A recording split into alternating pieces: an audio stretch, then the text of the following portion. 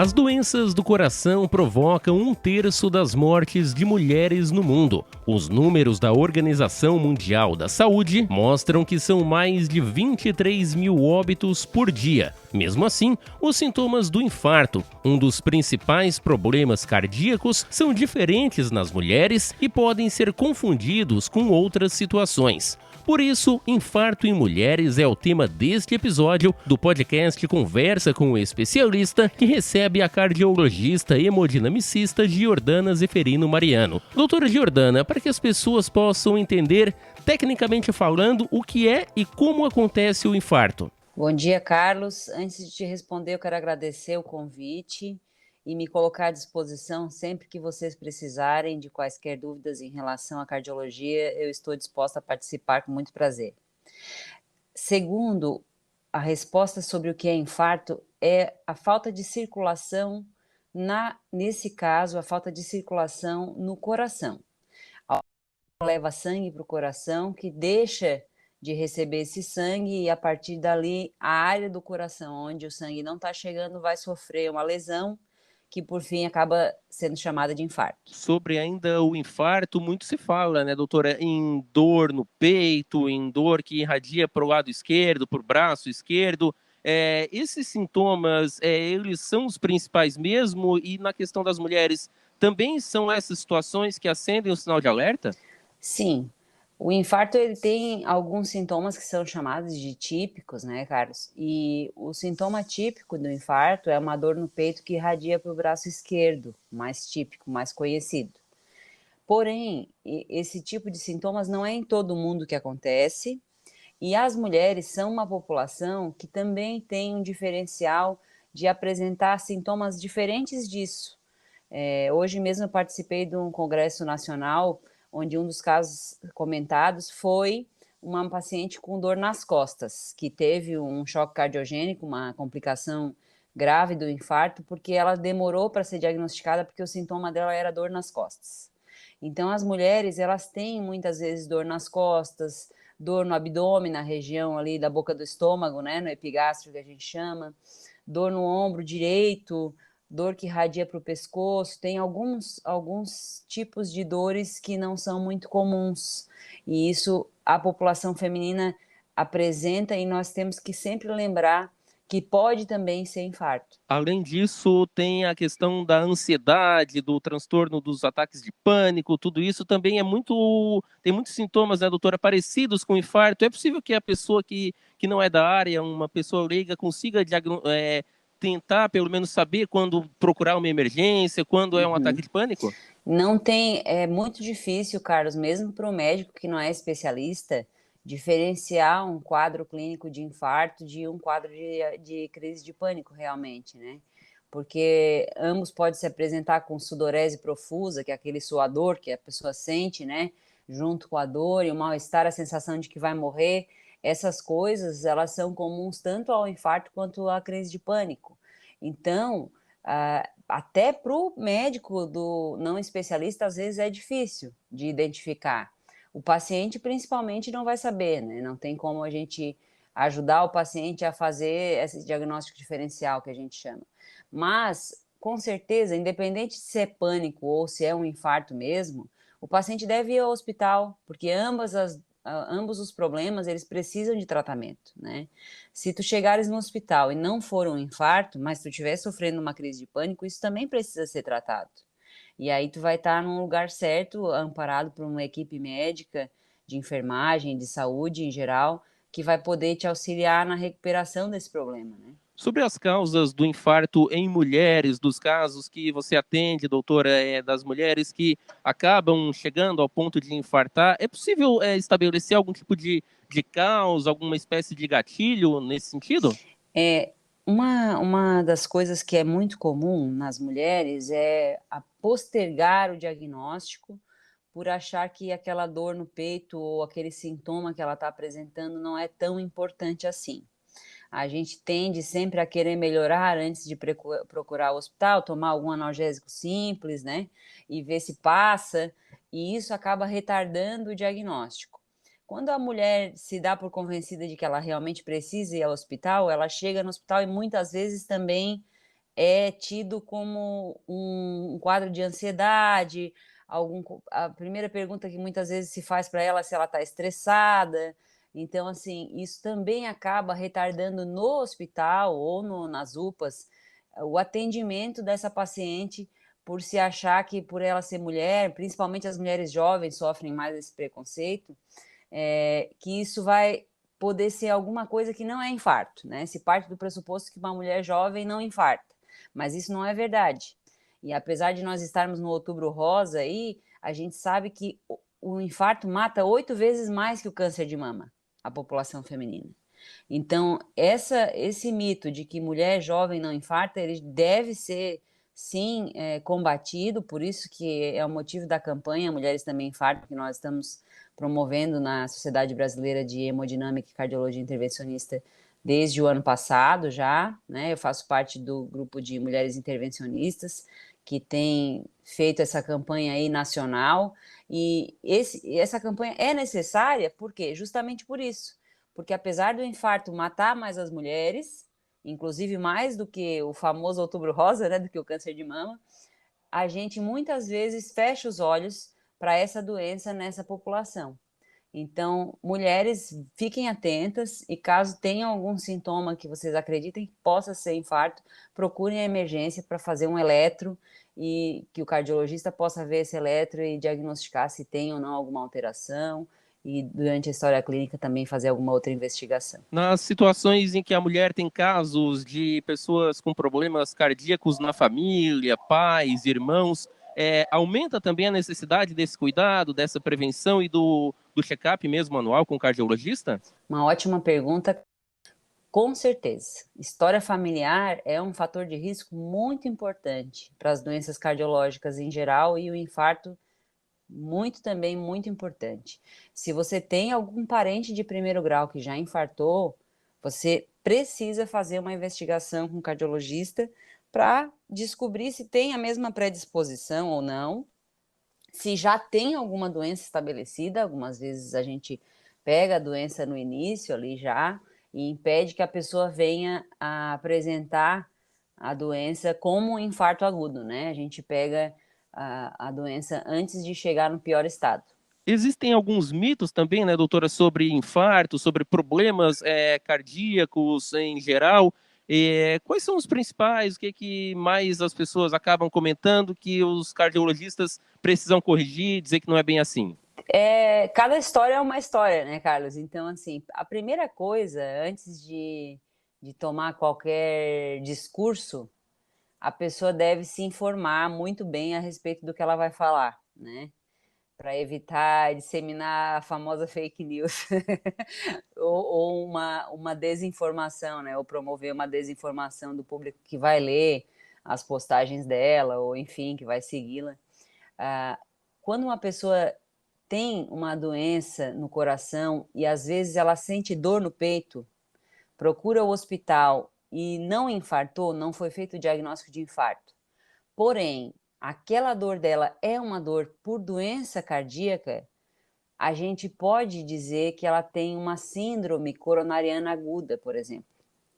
O que é isso? Antes de obstruir a artéria, antes da artéria fechar e o sangue não passar mais naquela região do coração, muitas pessoas têm uma placa de gordura, cálcio e outros elementos que acabam interrompendo a passagem do sangue. Mas essa placa, ela não nasce da noite para o dia, ela vai crescendo aos pouquinhos. A partir dos 12 anos, nós já temos depósitos de gordura dentro da circulação do nosso coração. Então, isso ao longo da vida vai piorando e chega num determinado ponto onde a pessoa começa a sentir que já sente dor para subir 2 lances de escada que antes não sentia, já não consegue mais pedalar como pedalava antes, já não consegue mais dançar tanto tempo quanto dançava antes. Ou seja, qualquer atividade que ela era habituada a fazer antes e a partir de agora sente que está diferente, que está mais cansada ou que está com dor no peito, que é a angina que a gente chama, né? Aquela dor no peito de origem cardíaca.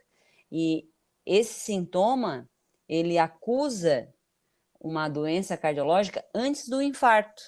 Isso que é o famoso pré-infarto, né? A ameaça de infarto que o povo fala. Mas isso é um termo leigo que é disseminado, que é difundido, mas que, na verdade, é um quadro que nós médicos chamamos de angina. E essa angina ela pode ser estável, quando o paciente tem um quadro de dor no peito que já é crônico, de muito tempo atrás, e se mantém do mesmo jeito, ou instável, quando ele tinha um quadro antigo e agora esse quadro mudou, piorou. Aí a gente vai chamar de angina instável. Falamos bastante sobre o infarto, sobre o que ele causa, mas e quando ele acontece, como é que é o tratamento? Exige necessariamente uma cirurgia? Como é que é feito esse primeiro atendimento? Ótima pergunta, Carlos. Então, assim, hoje na nossa região, nós temos a grande benesse de ter um serviço de emergência cardiológica 24 horas por dia, onde o paciente que chega na nossa unidade recebe o atendimento, a triagem e o eletrocardiograma em até 10 minutos. Isso é uma coisa que é de nível internacional e nós conseguimos aplicar, graças a Deus, com muito sucesso, tendo salvado muita gente. Se você tem uma dor no peito, suspeita de infarto, se direciona à nossa unidade, faz o eletro, e esse eletro apresenta um padrão determinado que nós chamamos de infarto com supra de ST, que é um termo técnico médico que é usado, esse paciente é o infarto mais grave que tem. Para esse paciente, nós vamos acionar a equipe de sobreaviso da hemodinâmica, que é a minha especialidade, e o médico hemodinamicista, eu ou o Dr. Leonardo, que trabalha comigo no nosso caso, vai chegar na unidade do hospital no tempo mais breve possível para que esse paciente faça o cateterismo e, se precisar fazer alguma intervenção de colocação de stent, que nós chamamos de angioplastia primária, isso seja feito em menos de 1 hora, tá? Desde o momento que o paciente chegou no hospital até ele estar resolvido o problema. Então, nós conseguimos hoje em dia oferecer esse tipo de qualidade de atendimento e com muito orgulho, muito prazer. E o tratamento, então, é baseado, chegou no hospital, teve o diagnóstico de infarto pelo cardiologista, que está 24 horas ali na porta.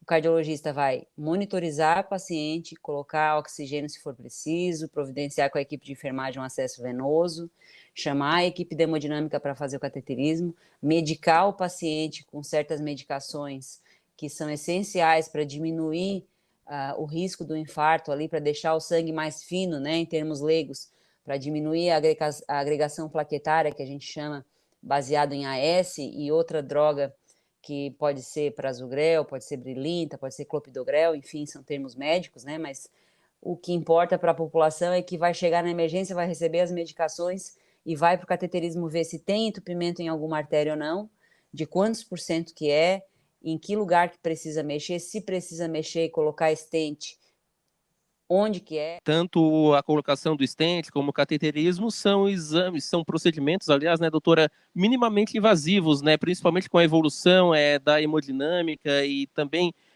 da medicina da cardiologia também nos últimos anos, eles se tornaram até mesmo muito mais indolores, né, muito mais tranquilos para o paciente. Carlos, isso é excelente tu frisares, porque assim, existe uma fama, uma má fama do cateterismo cardíaco por causa do tempo antigo, né? Antigamente, realmente era um exame mais grosseiro, né?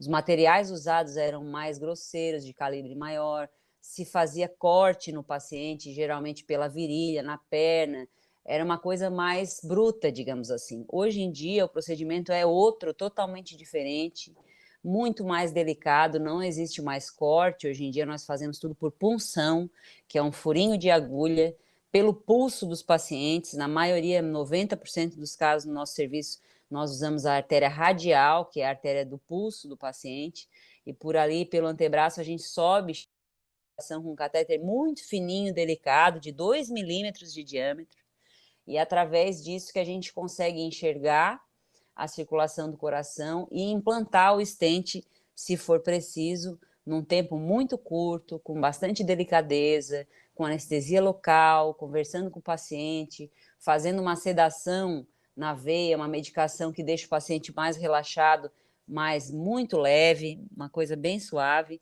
para que o paciente possa ter a melhor experiência possível dentro daquele quadro que é uma tragédia na vida dele, né? Então, a gente nunca quer que a pessoa chegue a esse ponto, mas quando a pessoa chega, a gente quer tornar que esse momento seja o menos traumático possível, o mais tranquilo possível.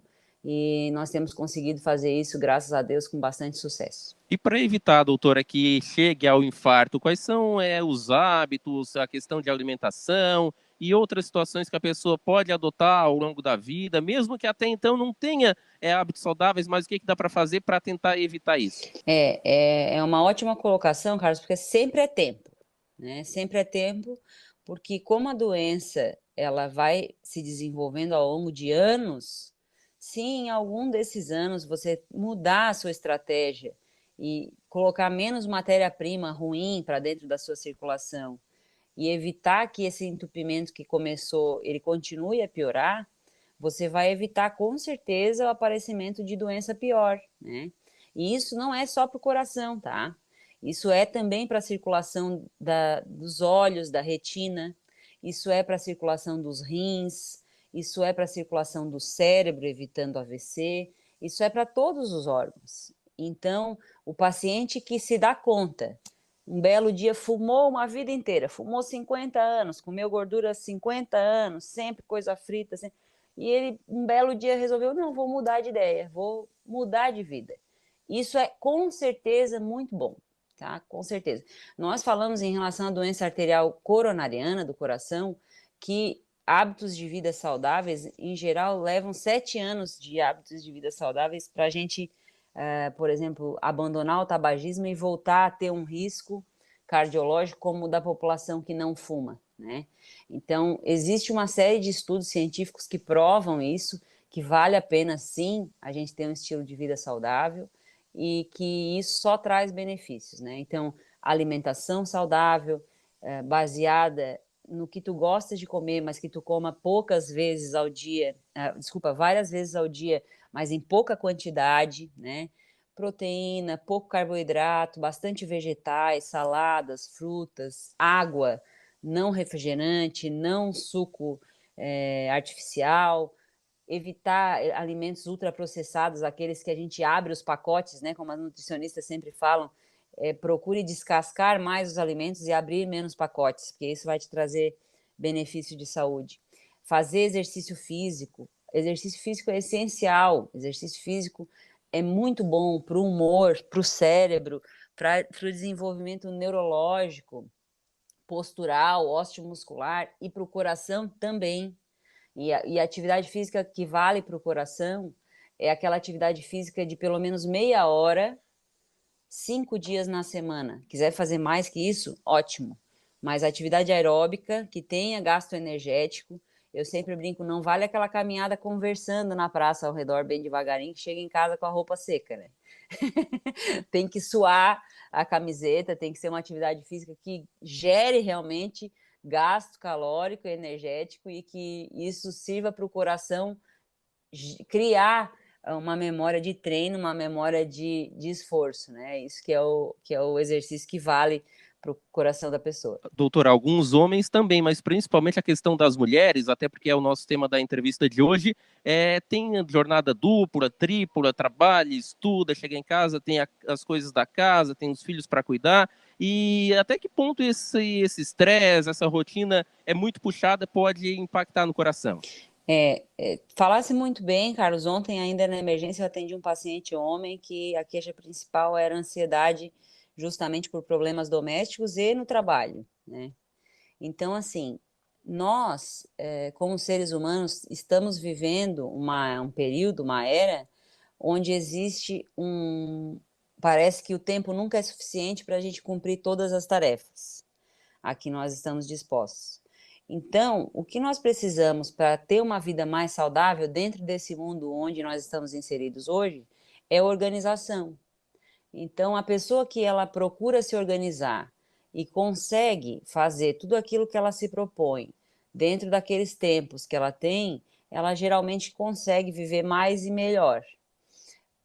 Também é importante que nós não queiramos ser pessoas multitarefas, né? Tem gente que se orgulha de dizer que faz 1000 coisas ao mesmo tempo, mas isso não é uma coisa saudável para o cérebro e nem para o coração da pessoa. Então, procure fazer coisas bem feitas, uma por vez. Isso com certeza vai trazer mais eficácia para aquilo que você está fazendo, vai sair um trabalho mais bem feito e vai gerar menos estresse pelas coisas que você deixou de fazer, estando fazendo várias coisas ao mesmo tempo. Então, procure se organizar, procure fazer as coisas com calma, e quando não dá, quando é impossível, quando você tem uma família, filhos, trabalho, estudo, tudo ao mesmo tempo, tente priorizar, né? Tente priorizar. Agora eu vou me dedicar a fazer isso, então eu vou fazer isso. Depois eu vou fazer aquilo e vou fazer aquilo. E assim, o nível de adrenalina no seu sangue não vai ser tão elevado e vai te proteger do infarto, porque muitas vezes o paciente infarta sem ter nenhum fator de risco clássico, como tabagismo, como colesterol elevado, como pressão alta, como diabetes. Como é que uma pessoa teoricamente saudável, rígida, infarta? Principalmente pelo estresse. Aí o estresse é o campeão, né, nessa população, né? Geralmente pessoas jovens, workaholics, né, que trabalham o dia inteiro, assim, que sempre se dedicam ao máximo ao trabalho, mas o corpo cobra um preço, né? Quando a pessoa se dedica demais às atividades laborais de trabalho e não se dedica à própria saúde, isso em algum momento vai resultar em alguma deficiência, pode ser cardíaca, pode ser de outro lado, mas é importante que nós estejamos atentos. Ainda sobre essa rotina que muitas pessoas têm, dupla, tripla jornada, acaba também provocando situações de estresse, de ansiedade, e com isso as pessoas acabam, por necessidade, é evidente, né, doutora, procurando médicos psiquiatras, tomando ansiolíticos, outros tipos de medicamentos. Qual é o impacto desses medicamentos e até mesmo de outros que as pessoas tomam nas doenças cardíacas? Muito boa pergunta, Carlos. Nenhuma medicação prescrita por um psiquiatra com uma avaliação bem feita do paciente, ela é contraindicada do ponto de vista cardiológico, tá?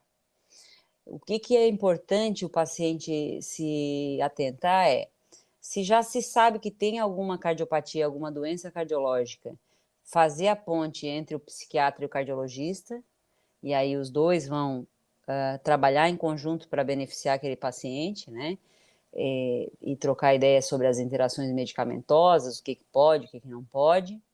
E quando não tem doença cardíaca nenhuma, nem nunca foi no cardiologista, uma pessoa jovem, estressada, procurou o psiquiatra e for medicada, basta que faça o acompanhamento com o psiquiatra. O que muita gente faz de errado é procura o psiquiatra uma vez na vida, faz uma consulta, retorna, recebe o tratamento, a medicação e nunca mais volta.